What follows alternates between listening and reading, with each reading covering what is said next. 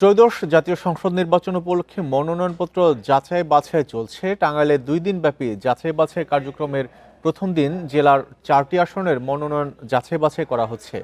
আগামীকাল বাকি 4টি আসনের মনোনয়নপত্র যাচাই করা হবে। এ নিয়ে বিস্তারিত জানবো। টাঙ্গাইল থেকে যুক্ত হচ্ছেন সহকর্মী মামুনুর রহমান।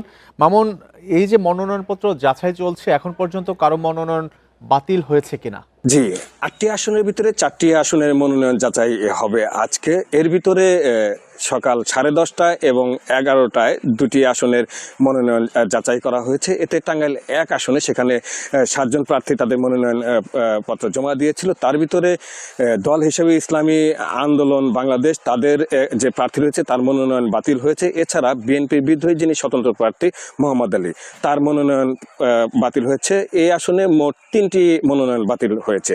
আর টাঙ্গাইল 2 যেটা ভুয়াপুর গোপালপুর নিয়ে যে আসন, সেখানেও ওই দল হিসেবে বাংলাদেশ ইসলামী আন্দোলনের যিনি প্রার্থী রয়েছেন তার মনোনয়ন বাতিল হয়েছে।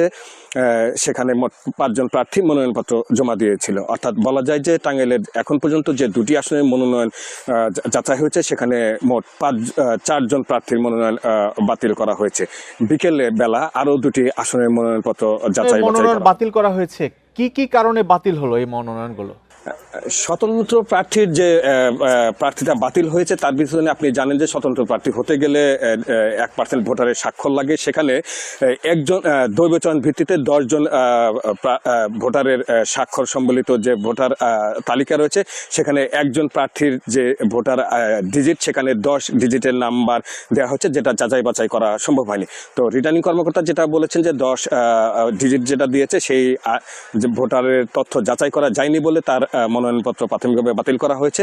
চাইলে প্রার্থী আবেদন করতে পারবে। আর দল হিসেবে যে বাংলাদেশ ইসলামী আন্দোলনের যে 2 জনের মনোনয়নপত্র বাতিল হয়েছে, তারা যথাযথভাবে মনোনয়নপত্র পূরণ করতে পারেনি বিধায় তাদের মনোনয়নপত্র বাতিল করা হয়েছে। এখন পর্যন্ত এই তথ্যই আমার কাছে রয়েছে। টাঙ্গাইলে মনোনয়নপত্র যাচাই বাছাই চলছে, সে খবর জানাচ্ছিলেন সহকর্মী মামুনুর রহমান।